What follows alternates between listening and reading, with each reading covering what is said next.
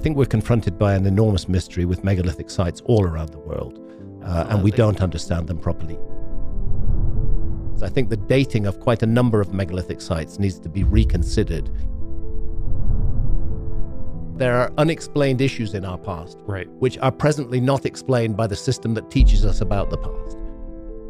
I can't help thinking time capsule, that there was an intention to preserve this. Japan is a megalithic culture. Many of the megaliths in Japan have never really been properly studied. This doesn't happen naturally. This is a man-made structure. Unless there's any doubt that it's man-made, let's get up close and look at it. It's made of individual blocks of stone. Having gone to all the work of creating huge megaliths like this, they wouldn't have wasted them. Imagine standing before a vast network of subterranean caverns, extending thousands of square meters deep into the earth, carved from the unique volcanic tuff known as Oya stone. When these caverns at the Oya stone quarry in Utsunomiya were first created, it seemed nearly impossible for humans of that era to shape such an immense and complex structure, yet somehow they did, with nothing more than rudimentary tools and sheer human effort. I want to know what else is going to be found that hasn't been investigated yet at all. We're just touching the edge of a huge mystery. Did this really happen? Or was there more at play here than meets the eye? Fast forward to today, and despite our advanced technology and engineering prowess, replicating such a feat remains a formidable challenge. This marvel of both natural formation and human endeavor invites us to explore its depths, uncovering the secrets held within its echoing chambers and imposing walls. I think we're confronted by an enormous mystery with megalithic sites all around the world, and we don't understand them properly. The Oya stone quarry, with its deep historical roots in Japan's architectural landscape, offers a fascinating glimpse into the evolution from localized resource extraction to significant industrial use. The exact discovery date of the quarry isn't well documented, but evidence suggests that small-scale extraction of Oya stone began around the Heian period. So I think the dating of quite a number of megalithic sites needs to be reconsidered. It quickly became popular for its unique properties, particularly its ease of carving when freshly quarried, which made it ideal for constructing religious structures like temples and shrines, as well as for creating detailed statues for these sites. As we move into the Edo period, the role of Oya stone expanded dramatically. This was a time of relative peace under the Tokugawa shogunate, marked by urbanization and the burgeoning need for more durable building materials. Oya stone, known for its enhanced fire resistance, became a critical resource in constructing robust, fire-resistant walls, particularly in Edo, modern-day Tokyo, which was prone to frequent fires. Wildfires are what you expect when you have a bit of a comet air bursting up above you. The quarry's activities intensified with technological advancements in mining, such as the introduction of better chiseling tools and more systematic methods for removing large stone blocks. The expansion of cities during this period necessitated large quantities of durable materials, and Oya stone was extensively used not just for building walls, but also for bridges and other infrastructure projects that required materials that could withstand both the elements and the threat of fire. As demand surged, the shogunate implemented stricter regulations to manage the quarry operations effectively, ensuring the extraction rates were sustainable and that the stone remained available for future generations. When we compare Oya stone with European limestone, which was used for similar purposes, we notice both materials share the property of hardening over time, which is ideal for constructions meant to endure. However, while limestone in Europe was often chosen for both its practical and aesthetic qualities, Oya stone's use in Japan was deeply intertwined with the country's cultural and religious practices, reflecting a unique blend of utilitarian and spiritual values. This distinction highlights not only the functional importance of Oya stone, but also its role in shaping the cultural heritage of Japan. The Oya stone quarry is celebrated for its production of Oya stone, a unique type of green, tough volcanic rock. Known for its distinctive qualities, this stone has been a cornerstone in Japanese architecture and art for centuries. Let's dive deep into its rich historical tapestry and uncover some fascinating details along with a compelling theory. Tracing back to around 800 AD during the early Heian period, The operations at the Oya Stone Quarry began in an era marked by the consolidation of power in the Japanese imperial court and a cultural boom influenced heavily by the Chinese Tang dynasty aesthetics. Initially, Oya stone was primarily used for constructing the foundations and lower structures of buildings in local villages, largely because of its accessibility and the ease with which it could be carved when freshly quarried. What makes Oya stone particularly intriguing is its unique physical property. It is relatively soft when first quarried, but hardens upon exposure to air. This feature allowed ancient builders to initially carve it with ease, and as it hardened, it would transform into a durable structural element.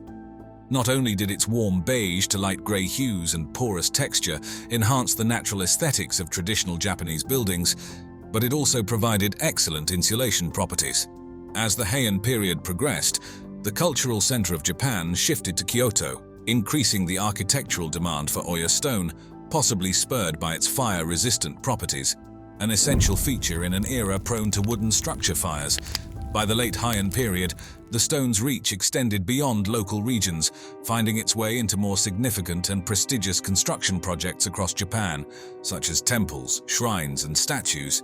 I can't help thinking time capsule, that there was an intention to preserve this. Ancient texts often highlight its use in substantial state-sponsored construction projects, suggesting a growing importance in the architectural landscape of the time. The rising demand for Oya stone led to a significant expansion of the quarry operations. Quarrying techniques evolved from simple manual methods to more organized mining activities involving larger labor forces. This expansion not only catered to the increasing architectural demands, but also became a focal point for local economic development, providing numerous jobs and contributing to the growth of surrounding communities. An intriguing theory about the Oya stone quarry is that it was discovered and initially developed under the auspices of the imperial family of Japan. This theory suggests that the imperial family might have used the quarry to demonstrate their divine right to rule by constructing temples and palaces with this unique stone. Ancient cultures all around the world preserved a memory of a high civilization. The frequent use of Oya stone in imperial and noble projects during the Heian period supports this theory. The distinctiveness of the stone and the grandeur it imparted to buildings would have symbolized the celestial and exalted status of the emperor, aligning perfectly with the imperial ambitions of the time. This fascinating hypothesis adds an additional layer of historical and cultural significance to the already rich narrative of the Oya stone quarry. Nestled in Utsunomiya, Tochigi Prefecture, the Oya stone quarry offers more than just a peek into the world of mining. It presents a fascinating interplay of geology, history, and acoustics. Let's delve into the intriguing details of its underground caverns, their extensive history, and unique characteristics. Spanning an impressive 20,000 square meters, these caverns form a vast subterranean network that has been shaped over centuries. In some areas, they plunge as deep as 60 meters, equivalent to a 20-story building. This vast and varied landscape not only offers a glimpse into the Earth's depths, but also tells the tale of its past through the very walls that form it. Etched with the marks of pickaxes and chisels, the cavern walls narrate the history of mining techniques that evolved through the ages. Occasionally, miners have left behind tools and artifacts, which have been preserved and are now part of the quarry's historical tapestry. The caverns also display an array of natural and man-made formations, from varied color strains and vein patterns to different mineral compositions, each adding a layer to the story of the region's geological history. Beyond their historical and visual appeal, these caverns are known for their exceptional acoustic properties. The porosity and density of the Oya stone allow for sound to be absorbed and dampened, creating an environment with minimal echo and clear sound quality.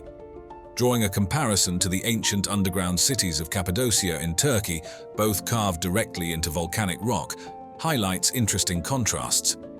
While Oya's caverns were primarily used industrially for mining, Cappadocia's were designed for habitation and protection, equipped with living quarters, churches, and even ventilation shafts. An intriguing theory about the Oya stone quarry suggests that its extensive network and depth could have offered strategic military advantages during historical conflicts. The caverns, with their complexity and depth, might have served as excellent hiding spots or secret passages, a theory supported by Japan's historical use of landscape features in military strategy. Moreover, the Oya stone quarry has caught the eye of the film and television industry due to its dramatic and otherworldly ambience. For instance, Martin Scorsese's Silence used the haunting backdrop of the caverns to portray the rugged landscapes of 17th century Japan, enhancing the grim atmosphere of the story. While not actually filmed at the quarry, the scenes within the fortress-like environments of Inception evoke a similar monumental scale and maze-like interiors that one can associate with the Oya stone quarry's vast network. I think we're confronted by an enormous mystery with megalithic sites all around the world, and we don't understand them properly. The people who made it knew what they were doing. You don't move around 20-ton megaliths in high relief. You don't do that. There's no way that's a first try. No, there's no way that's a first try. Yeah. There's obviously a hidden background to that. So I think the dating of quite a number of megalithic sites needs to be reconsidered. Korea, a land steeped in history and shrouded in mystery, holds a secret that has baffled archaeologists and historians for centuries. Scattered across its rugged landscape are thousands of megalithic structures known as dolmens, silent sentinels from a forgotten era. Were these massive stone structures merely tombs for the elite, as some scholars suggest? Or do they whisper of a time when giants roamed the earth, leaving their colossal mark on the very stones themselves? Let's explore the mysterious world of Korean dolmens, where myth and reality intertwine, and uncover the truth behind these ancient wonders. I want to know what else is going to be found that hasn't been investigated yet at all. We're just touching the edge of a huge mystery. The Korean dolmens, mysterious and monumental, have always held a place of reverence within local folklore. Ancient populations in Korea viewed these structures not only as significant landmarks, but also as sacred sites possibly built by giants or legendary heroes, as hinted in ancient myths. This deep-seated cultural recognition has meant that the discovery of dolmens by Koreans themselves is not documented as such. It is woven into the fabric of their history and mythology. Ancient cultures all around the world preserved a memory of a high civilization, of prehistory. Systematic documentation of these megalithic structures began during a tumultuous period in Korea's history, the Japanese occupation from 1910 to 1945. During this time, Japanese archaeologists, including notable researchers like Sekino Tadashi, embarked on the first formal studies of the dolmens. Their aim was part of a larger effort to catalogue and understand the peninsula's prehistoric landscape, which inadvertently involved imposing control over Korea's cultural heritage. These early 20th century surveys marked the first time the dolmens were mapped and described in detail, shifting their perception from elements of folklore to subjects of archaeological and historical importance. Post the Korean War, as South Korea focused on rebuilding its national identity, there was a resurgence of interest in preserving the country's rich cultural heritage. This renewed interest paved the way for more localized and intensive studies of the dolmens. By the late 20th century, Korean archaeologists had started employing modern techniques such as radiocarbon dating, detailed site excavations, and even advanced technologies like 3D scanning and GIS systems. These tools allowed for a more precise understanding of the dolmen's age, construction methods, and their original use, enriching the appreciation of these ancient structures. This is not something that everybody knows. Carbon dating can only date organic material. It can't date stone.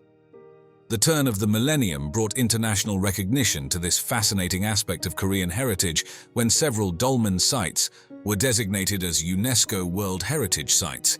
This prestigious status underscores the significant archaeological value of the dolmens and highlights their importance in understanding the prehistoric era on the Korean peninsula. Our understanding of prehistory must change. This recognition not only boosts preservation efforts but also fosters global appreciation for Korea's ancient monumental wonders. Building on the historical significance of the Korean dolmens, let's delve into the remarkable engineering skills that these ancient societies showcased through their construction. The transportation and assembly of these massive stone structures present a fascinating study of prehistoric engineering. The stones used in the construction of dolmens were often colossal, sometimes weighing several tons. Moving such heavy stones over long distances was a formidable challenge that required ingenious solutions. It is believed that the ancient builders used logs as rollers under the stones, a technique known as log rolling. This method significantly reduced friction, enabling human or animal power to transport these massive stones efficiently.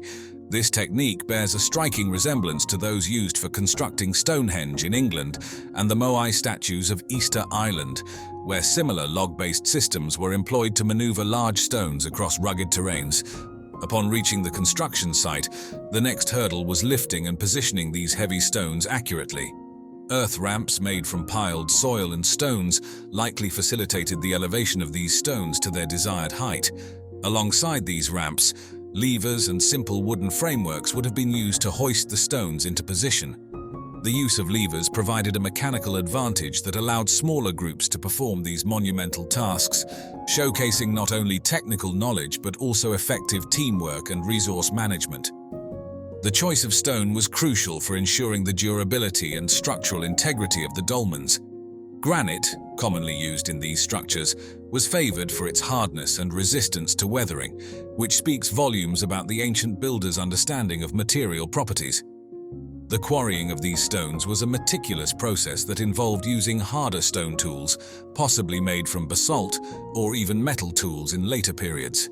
The labor-intensive chipping away at rock beds to extract usable blocks required precision and planning.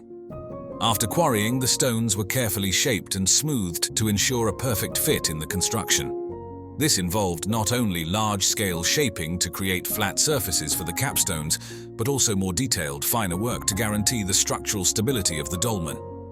The final smoothing of the stones might have been achieved through abrasion techniques, using sand or smaller stones to grind down the stone surfaces, ensuring that each piece would fit together seamlessly in the final structure. The strategic placement and precise alignment of these structures highlight a sophisticated knowledge of astronomy and engineering. We think it makes more sense. Take the geology, take the astronomy. This monument has its origins 12,000 years ago. The dolmens were not simply erected in random locations, but were carefully placed to align with specific astronomical events, such as the solstices. This alignment suggests that the dolmens served dual purposes, not only as tombs but also as astronomical observatories. The precision required for such alignment indicates that the builders possessed an advanced understanding of astronomy and geometry, which is quite remarkable for any prehistoric society. The installation process of the dolmens also reflects an in-depth understanding of structural stability. The foundation pits for the upright supporting stones were dug deep into the ground, ensuring a secure base capable of supporting the massive weight of the capstone. This indicates a grasp of soil mechanics that was well ahead of its time. Furthermore, the upright stones were often positioned at a slight inward angle, a strategic choice that enhanced the stability of the structure by evenly distributing the weight of the capstone and improving the overall durability of the dolmen. When we compare these construction techniques with those used in ancient Egypt, we find interesting parallels and contrasts. Like the builders of the Egyptian pyramids, the creators of the Korean dolmens utilized ramps and levers to move and position large stones. However, the purposes and accessibility of these structures were quite different. While the Egyptian pyramids were primarily built supposedly as tombs for the pharaohs and the elite, signifying a hierarchical society, the Korean dolmens were more universally used across different strata of society. This thoughtful approach to the construction and placement of dolmens not only ensured their longevity, but also imbued them with significant astronomical value, making them an integral part of Korea's historical landscape. The dolmen sites in Korea not only offer a window into the Neolithic and Bronze Age periods of the region, but also demonstrate the advanced prehistoric engineering skills and deep-seated cultural traditions of their builders. The impressive size and weight of the stones used in these structures speak volumes about the sophistication of ancient construction techniques, a sophistication paralleled by few other ancient structures worldwide. These stones can measure anywhere from 1 to 7 meters in length and often exceed a meter in thickness. The variation in size across different sites suggests a diversity in burial practices and social hierarchies. Moreover, some dolmens may have served purposes beyond burials, perhaps as markers of territorial boundaries or as sites for ritualistic activities. The logistical challenges of moving and positioning such massive stones were formidable. Transporting these immense weights from quarry sites to their final locations required not only significant physical effort, but also intricate planning and the cooperation of entire communities. When we compare these engineering feats with the megalithic temples of Malta, we see similarities and differences in construction techniques that reflect each culture's unique approach to megalithic structures. Both the Korean dolmens and the Maltese temples highlight an advanced understanding of construction techniques from similar eras. However, while Korean dolmens typically feature simpler structural designs with a focus on vertical and horizontal stone placement, the Maltese temples boast more complex architectural elements like intricate floor plans and decorative facades.